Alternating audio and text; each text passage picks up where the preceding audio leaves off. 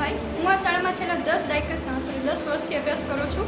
મારા એસએસસી બોર્ડમાં 99.95% અને 97.67%થી હું આગળ આવી છું।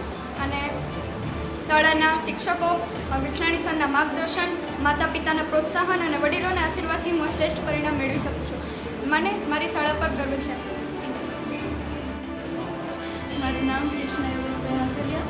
હું 7 વર્ષથી દર્શન શાળામાં અભ્યાસ કરું છું અને મને 10માની એસએસસી બોર્ડમાં મને 99.81 PR અને 96.67% સાથે હું સેકન્ડ રેન્ક મેળવી રહી છું દર્શન શાળામાં।